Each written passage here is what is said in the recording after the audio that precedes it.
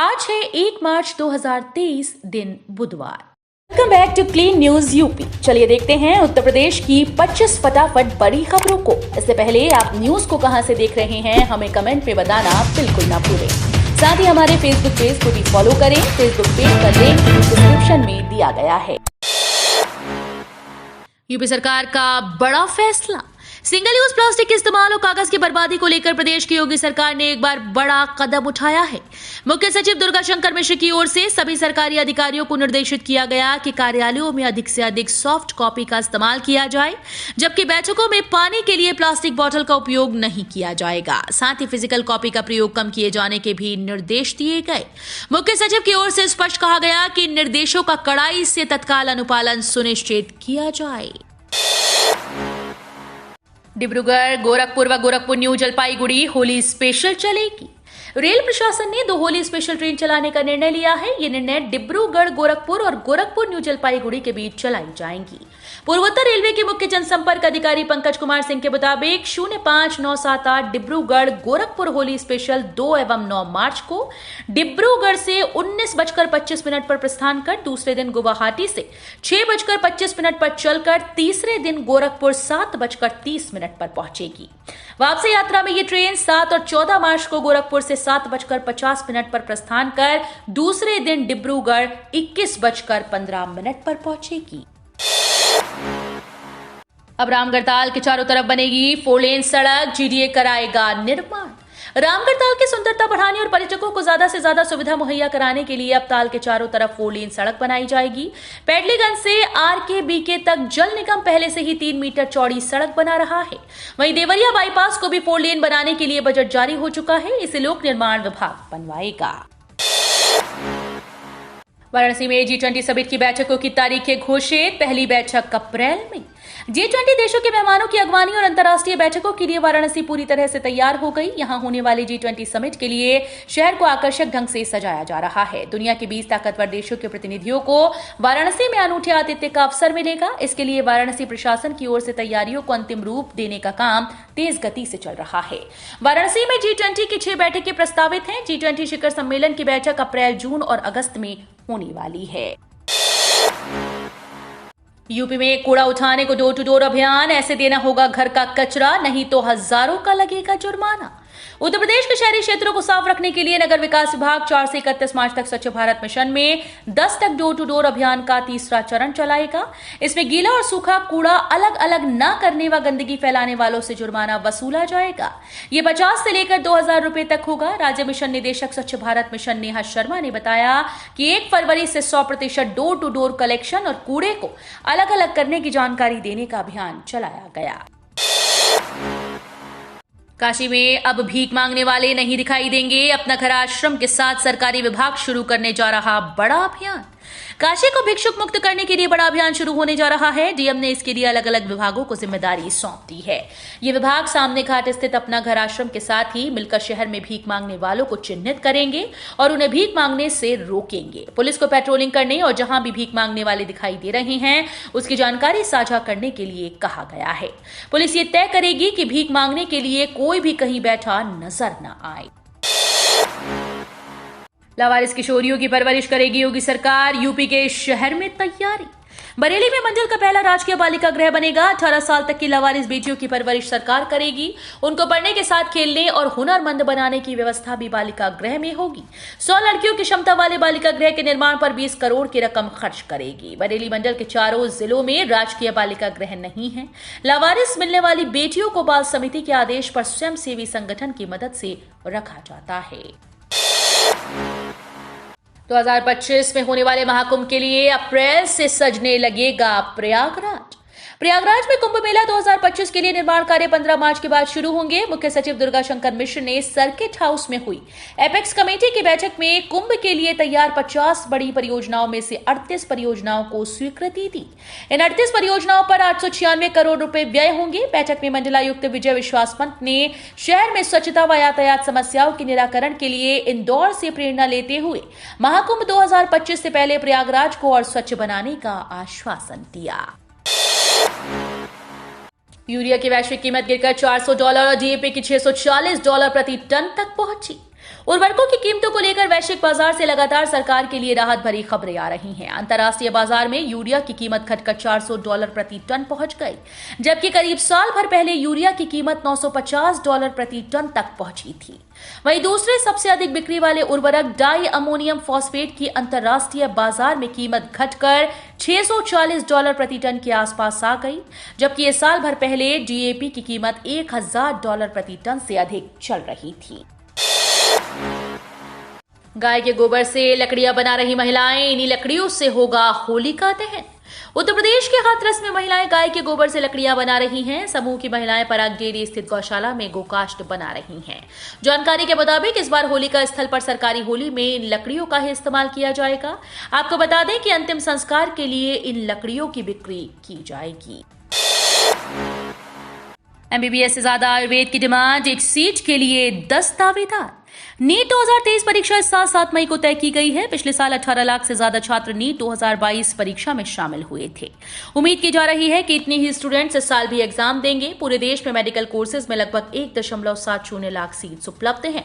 इनमें सबसे ज्यादा 91,927 एमबीबीएस में है, 27,698 सीट्स बीडीएस की हैं, जबकि 50,720 सीट्स आयुष कोर्स में है। ऐसे में कह सकते हैं कि नीट यूजी 2023 परीक्षा में एक सीट के लिए 10 स्टूडेंट संघर्ष करने वाले हैं। हर वर्ष 2 विधायकों को मिलेगा उत्कृष्ट विधायक पुरस्कार। 22 बिंदुओं के मानदंड पर उतरना होगा खरा। लोकसभा की तर्ज पर अब उत्तर प्रदेश विधानसभा में भी हर वर्ष 2 विधायकों को उत्कृष्ट विधायक पुरस्कार दिया जाएगा। इनमें से एक पक्ष व दूसरे विपक्ष के विधायक होंगे। विधानसभा की नियम समिति ने पुरस्कार दिए जाने संबंधी नियमावली तैयार कर ली है। 22 बिंदुओं के मानदंड तय किए गए हैं। इसी कसौटी पर खरा उतरने वाले विधायकों को यह पुरस्कार दिया जाएगा। विधानसभा अध्यक्ष की अध्यक्षता में एक समिति बनाई गई है जो उत्कृष्ट विधायकों का चयन करेगी। सेना अग्निवीर भर्ती में बड़ा बदलाव, आवेदन में गलती होने पर करा सकेंगे सुधार। सेना में अग्निवीर भर्ती प्रक्रिया में बदलाव किया गया है। अब ऑनलाइन कंप्यूटर बेस्ड लिखित परीक्षा की मेरिट में आने वाले अभ्यर्थी ही दौड़ में शामिल होंगे। दौड़ के बाद मेडिकल परीक्षण होगा। ये जानकारी सेना भर्ती निदेशक सोमेश जायसवाल ने दी। सेना भर्ती निदेशक ने बताया कि अभी तक अभ्यर्थी दौड़ पास करने के बाद लिखित परीक्षा में शामिल होते थे, मगर अब बदलाव कर दिया गया है। सीएम योगी ने गोरखपुर में सुनी फरियाद, बोले अधिकारी दे ध्यान, लोग ना हो परेशान। मुख्यमंत्री योगी आदित्यनाथ ने अधिकारियों को निर्देशित किया कि वे लोगों की समस्याओं पर पूरी गंभीरता और संवेदनशीलता से ध्यान देकर उनका त्वरित निस्तारण कराएं, ताकि किसी को भी परेशान ना होना पड़े। जरूरतमंदों को शासन की कल्याणकारी योजनाओं का लाभ पहुंचाया जाए। जिन्हें इलाज में सरकार से आर्थिक सहायता की आवश्यकता है तो उनके एस्टीमेट की प्रक्रिया को शीघ्रता से पूर्ण कराया जाए। यदि कहीं कोई जमीन कब्जा या दबंगई कर रहा हो तो उसके खिलाफ कड़ी कानूनी कार्रवाई की जाए। बैंकॉक जाने से भी महंगा है वाराणसी मुंबई का सफर। होली से पहले आसमान में फ्लाइट टिकट के दाम। रंगों के त्योहार होली के मौके पर अपने बड़े शहरों से घर जाने वाले लोगों के लिए विकट समस्या खड़ी हो गई। ट्रेन ठसाठस भरी है। एसी फर्स्ट क्लास तक में रिजर्वेशन अब नहीं बचा। इस सुनहरे मौके को विमानन कंपनीज जमकर भुना रही हैं। दिल्ली या मुंबई से वाराणसी आने वाली उड़ानों के किराए बैंकॉक के सफर से भी ज्यादा हैं। गेहूं की फसल पर फरवरी का महीना रहा भारी। अब कि कहीं और महंगा ना हो जाए आटा। फरवरी में ही तापमान 30 डिग्री सेल्सियस के ऊपर जाने का असर इस साल गेहूं की फसल पर देखने को मिल सकता है। बढ़ते तापमान को देखकर ऐसी आशंका जताई गई कि इस बार गेहूं के जो दाने होंगे उनका वजन बेहद हल्का और कमजोर हो सकता है। कृषि विभाग के अपर मुख्य सचिव डॉक्टर देवेश चतुर्वेदी ने बताया कि 20 डिग्री तापमान में गेहूं की फसल अच्छी होती है, लेकिन फरवरी माह में ही प्रदेश के कई जिलों का तापमान 30 डिग्री के ऊपर चला गया। ऐसे में फसल खराब होने का खतरा बढ़ गया है। कुत्ता पालने वालों पर लागू होगा योगी सरकार का नया नियम, नहीं माने तो छिन जाएगा आपका दुलारा। यूपी में कुत्तों के हमले के पिछले दिनों हुई घटनाओं को देखते हुए योगी सरकार ने बड़ा फैसला किया है। अब कुत्ते पालने वाले मालिकों पर कुछ नियम लागू होंगे। साथ ही नियम का पालन न करने पर मालिक से उनका पालतू कुत्ता छीन लिया जाएगा। उत्तर प्रदेश में अपने पालतू कुत्तों के व्यवहार के लिए अब मालिक जिम्मेदार होंगे। उत्तर प्रदेश में शहरी विकास विभाग ने कुत्तों के पंजीकरण से संबंधित सभी शहरी स्थानीय निकायों को एक दिशा निर्देश जारी कर दिया है। अब कुत्ते के मालिकों को स्थानीय निकायों को एक वचन देना होगा कि वे ये सुनिश्चित करने जा रहे हैं कि उनके पालतू जानवर सार्वजनिक रूप से कोई परेशानी नहीं करेंगे। अधिकारियों ने कहा कि ये फैसला इसलिए लिया गया क्योंकि पिछले कुछ महीनों में राज्य में खूंखार कुत्तों के हमले से कई मामले सामने आए हैं। छोटे बड़े शहरों की सड़कों का होगा कायाकल्प, बजट में 250 गुना की वृद्धि। प्रदेश के कई छोटे बड़े शहरों की सड़कों का कायाकल्प होगा। इसके लिए सीएम सड़क सुधार योजना के बजट में 250 गुना की वृद्धि की गई है। नवसृजित और उच्चीकृत नगर निकायों के लिए जहां बजट बढ़ाया गया, वहीं पिछड़े शहरों के लिए विकास के लिए अगले वित्त वर्ष में आकांक्षी नगर योजना प्रारंभ होगी। सीएम योगी ने समीक्षा बैठक, बोले औद्योगिक निवेश के लिए तेज करें जमीन की खरीद। मुख्यमंत्री योगी आदित्यनाथ ने मंदिर में विकास कार्यों और कानून व्यवस्था को लेकर अधिकारियों को कई जरूरी दिशा निर्देश दिए। गीरा के सीईओ को निर्देश दिया गया कि औद्योगिक निवेश के लिए जमीन की खरीद तेज की जाए। औद्योगिक गलियारे के साथ धुरियापार में भी जमीन खरीदी जाए ताकि निवेशकों को किसी तरह की कोई समस्या न हो। उद्योग स्थापित करने के लिए जमीन की कमी सामने नहीं आनी चाहिए। इंदौर में भारत जीता तो अहमदाबाद में हरी घास से होगा कंगारुओं का स्वागत, रोहित शर्मा ने दिए संकेत। भारत लगातार दूसरी बार विश्व टेस्ट चैंपियनशिप के फाइनल में पहुंचने की राह पर है। अगर टीम आज बुधवार 1 फरवरी 2023 से इंदौर में ऑस्ट्रेलिया के खिलाफ खेले जाने वाले तीसरे टेस्ट मैच में जीत हासिल करती है तो जून में लंदन में होने वाले फाइनल मुकाबले की तैयारी के लिए अहमदाबाद में तेज गेंदबाजों के अनुकूल पिच को तैयार किया जा सकता है। भारतीय क्रिकेट टीम के कप्तान रोहित शर्मा ने ऑस्ट्रेलिया के खिलाफ बॉर्डर गावस्कर ट्रॉफी के तीसरे टेस्ट से पहले ये संकेत दिए। ट्रेन की समय सारणी में होगा बदलाव। भारतीय रेलवे ट्रेन की समय सारणी में कुछ बदलाव कर सकता है। इसके नई लिस्ट मार्च में जारी हो सकती है। मिली खबरों के मुताबिक 1 मार्च से देश में कई पैसेंजर ट्रेन और 5000 मालगाड़ियों के टाइम टेबल में बदलाव किया जा सकता है। ऐसे में नई लिस्ट पर ध्यान रखें, वरना पुराने टाइम टेबल के आधार पर यात्रा करेंगे तो आपकी ट्रेन छूट सकती है। सोशल मीडिया से जुड़े नियमों में होगा बदलाव। बता दें कि हाल ही में भारत सरकार ने आईटी नियमों में बदलाव किया है। ट्विटर, फेसबुक, यूट्यूब, इंस्टाग्राम जैसे सोशल मीडिया प्लेटफॉर्म को अब भारत के नए नियमों का पालन करना होगा। नया नियम धार्मिक भावनाओं को भड़काने वाले पोस्ट पर लागू होगा। ये नया नियम मार्च में लागू किया जा सकता है। गलत पोस्ट करने पर यूजर्स को जुर्माना अथवा जेल की हवा भी खानी पड़ सकती है। बढ़ सकते हैं एलपीजी और सीएनजी के दाम। मार्च महीने में त्योहारी सीजन शुरू हो जाएंगे। ऐसे में गैस की कीमत पहले के लोगों की कमर तोड़ चुकी है। बता दें कि एलपीजी, सीएनजी और पीएनजी गैस के दाम हर महीने की शुरुआत में तय होते हैं। हालांकि पिछली बार रसोई गैस सिलेंडर के दाम नहीं बढ़े थे, लेकिन इस बार त्योहार के चलते गैस की कीमत में वृद्धि हो सकती है। बढ़ते हुए पारे को देख केंद्र सरकार ने लिखा राज्यों को पत्र, दिया अलर्ट रहने का निर्देश। देश भर में अब गर्मी बढ़ने लगी है। इस बार फरवरी में ही तापमान के कई रिकॉर्ड टूटे। भले ही सुबह और शाम को तापमान गिर रहा है, लेकिन दोपहर में लोगों को अभी से गर्मी सताने लगी। मौसम में हो रहे इस उतार चढ़ाव ने स्वास्थ्य विशेषज्ञों की चिंता बढ़ा दी।